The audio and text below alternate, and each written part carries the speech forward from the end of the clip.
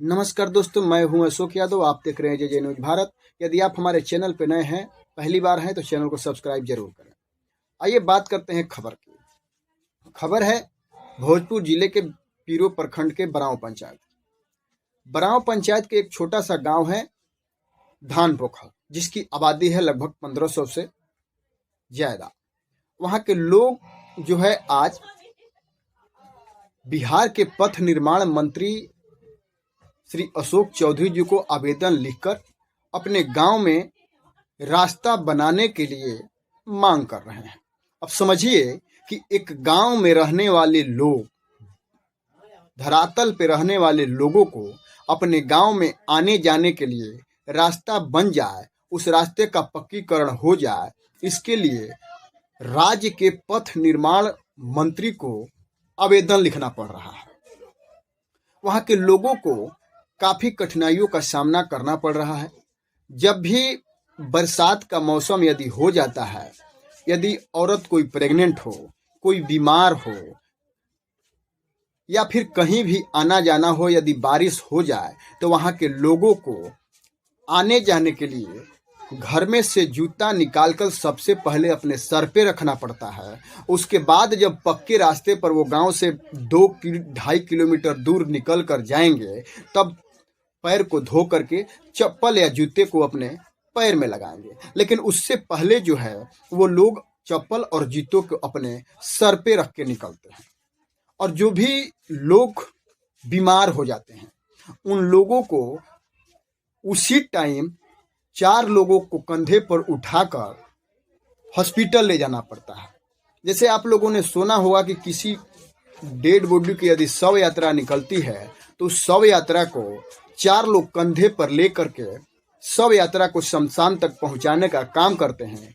लेकिन इस गांव की स्थिति ऐसी है कि जब कोई बीमार हो जाता है और बरसात हो जाती है, तो शव यात्रा की तरह 4 लोग कंधे पर खटिया पर उठाते हैं और फिर अस्पताल पहुंचाते हैं।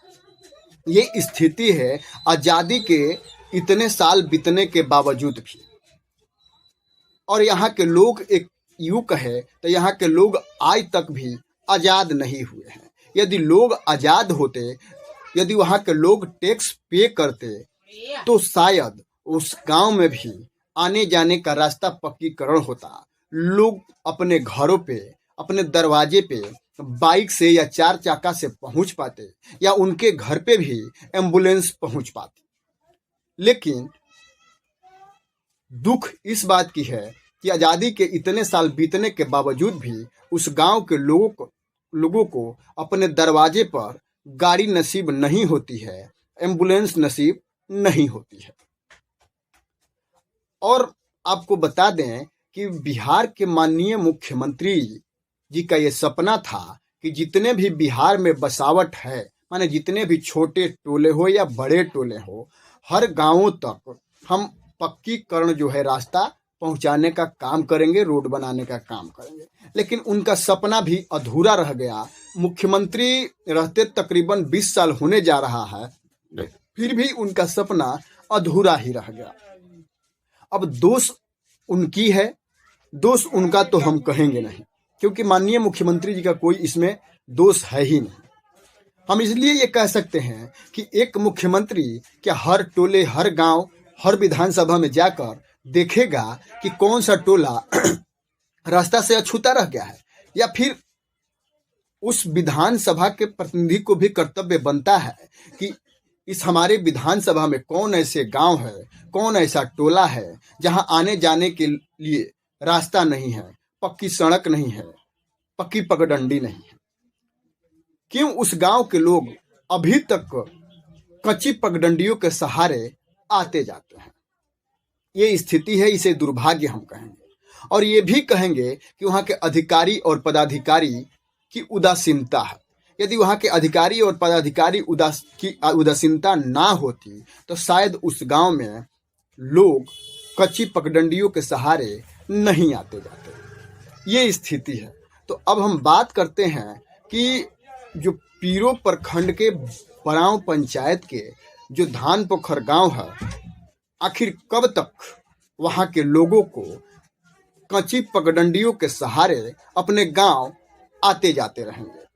अब बताइए कि एक छोटी सी सड़क के लिए 2-2.5 किलोमीटर सड़क के निर्माण के लिए बिहार के पथ निर्माण मंत्री को वहां के लोगों को आवेदन लिखना पड़ रहा है। कितनी शर्म की बात है। हाई में स्मार्ट मीटर लगाए जा रहे हैं, गांव में स्मार्ट मीटर लगाए जा रहे हैं, लेकिन उन गांव के लोगों को आने जाने के लिए पक्की सड़क तक नहीं है। कच्ची पगडंडियों के सहारे आ जा रहे हैं। कितनी शर्म की बात है।